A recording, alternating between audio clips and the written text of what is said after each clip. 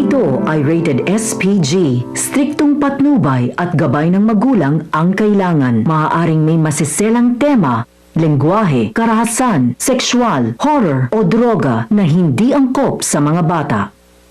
Maririnig ni Trixie na may kausap ang mami niya sa kabilang linya. Malakas ang kutob nito na sirena ng kausap ng mami niya dahil sa pagkakabanggit ni Patricia tungkol sa ginawang pagpapatahimik sa sekretarya. Abangan natin sa Lilet Matias, attorney at law. Pinagdarasal ni Lilet si Sabrina. Sana gumaling na si Sabrina. Alam niyang may kailangan siyang malaman mula kay Sabrina. Pero mas gusto pa rin ni Lilet na gumaling si Sabrina dahil sa kailangan ito ni Sabrina para na rin sa ikakahaba pa ng buhay niya. Sinusuportahan naman siya ni Kurt. Samantala, may bagong kasong hinahawakan si Lilet tungkol sa karapatang mana ng isang illegitimate child. Anak ang bata sa pangalawang asawa ng tatay niya. Si Pia ang pangalawang asawa at si Elisa ang tunay na asawa. Hinahabol ni Pia ang karapatan ng anak na si Philip matapos pumanaw ang common law husband niya. Humingi siya ng tulong kay Lilet. Matapos marinig ni Lilet at mapag-aralan ng kaso, inimbitahan muna ni Lilet ang kabilang panig para mapag-usapan nila. Dumating naman si Elisa. Nabigla siya nang madatnan niya rito si Pia na pangalawang asawa ng asawa niya. Nagtataka si Elisa. Maghahabla ba si Pia? Pinakalmaan ni Lilet si Elisa. Ipinaliwanag niya na dumulog si Pia sa himpilan nila para maiayos ang problema at mapag-usapan. Binanggit rin ni Lilet na may karapatan talaga si Philip sa mga naiwan ng ama. Kahit anak si Philip ng tatay niya sa ibang babae. Pero hindi nagustuhan ni Elisa ang mga sinabi ni Lilet. Galit na galit siya. Pakiramdam niya, sinira na nga ni Pia ang pamilya nila, tapos ngayon, may gana pa si Pia na maghabol sa mga naiwan ng dating asawa. Hindi ito patas para kay Elisa dahil sa sobrang galit ni Elisa, isinigaw niya at ipinaalala kay Pia na walang karapatan ang anak ni Pia dahil anak lang siya sa labas. Malaki na nga ang naging perwisyo nila. Makikihati pa sila sa kung ano ang dapat na para sa anak niya. Mahinahon pa si Pia na nagpapaliwanag. Humingi siya ng tawad sa mga nangyari sa kanila noon. Pero wag naman sana idamay pa ang anak niya dahil wala itong kasalanan sa nagawa nila ni Elton. Sinabi rin niya na hindi naman para sa kanya ang hinahabol niya. Karapatan ng anak niya ang pinaglalaban niya rito. Para sa anak niya ang hinahabol niya. Hindi naman naniniwala si Elisa. Pakiramdam ni Elisa, ginagamit lang ni Pia ang anak nito para maghabol sa pera at mga naiwan, ari-ari ang naipundar ni Elton. Naiinis na si Pia dahil paulit-ulit niyang pinapaliwanag na para sa anak niya ang hinahabol niya at hindi ito maintindihan ni Elisa. Sarado ang isip ni Elisa sa paniniwalang si Pia ang may kagustuhang habulin ang mana para sa pampersonal na layunin nito. Napasigaw na at tumayo na si Pia para sabihin na para sa anak niya ang pinaglalaban niya. Nakatitig na galit si Elisa. Inawat na sila ni Lilet.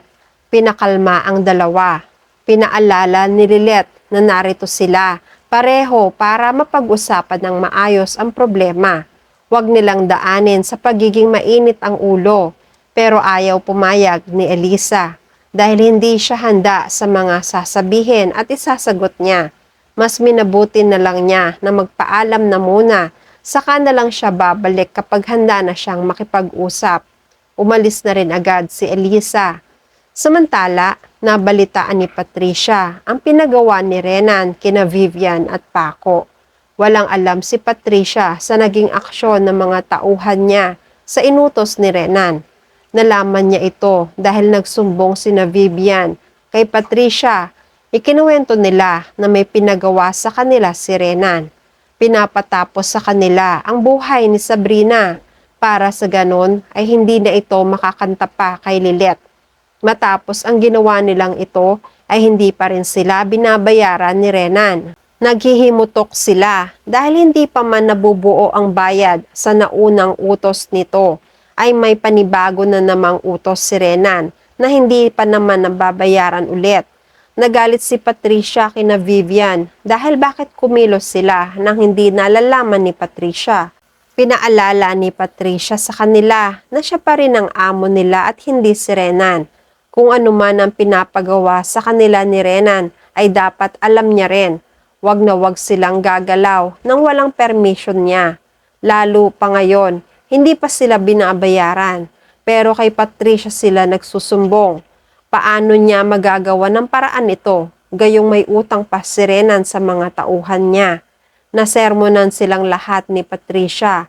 Pero sa kabila ng inis ni Patricia, balak niya ring pagsabihan si Renan tungkol sa nararapat na bayad para sa mga tauhan niya.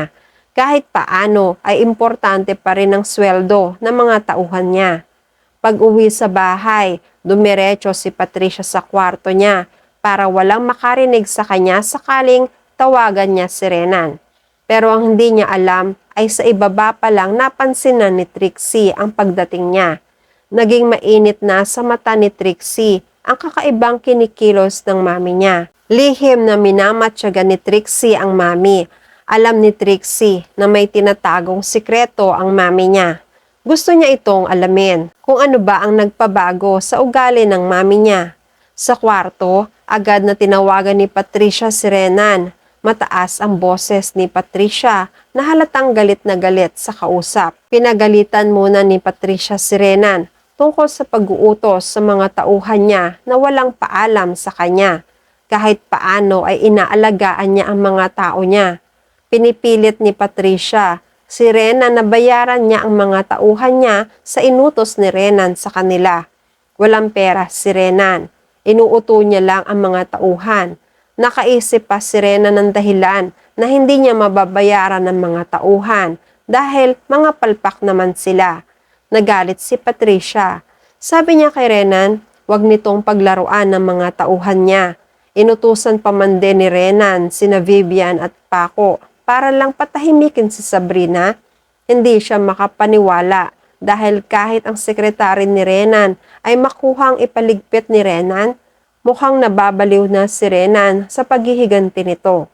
Sa malayo, kanina pa pala nakikinig si Trixie sa kanya. Habang may kausap si Patricia sa cellphone, napansin na ni Trixie ang kakaibang boses ng mami niya. Narinig niya na may pinapagalitan ang mami niya. Hindi nagdalawang isip si Trixie. Mabilis siyang lumapit sa mami niya at hinablot ang cellphone nito. Nabigla si Patricia sa ginawa ni Trixie. Nabigla si Patricia dahil anumang oras ay pwedeng malaman ni Trixie kung sino ang kausap niya sa kabilang linya. Inaagaw ni Patricia ang cellphone pero hindi ito binibitawan ni Trixie. Ayaw ibigay ng anak.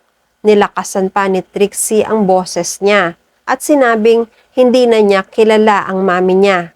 Natigilan si Patricia, nakatitig kay Trixie. Nakikiramdam si Patricia kung may narinig kaya o nalaman si Trixie sa kausap niya. At yan ang mga pakakaabangan natin sa Lilet Matias, Attorney at Law.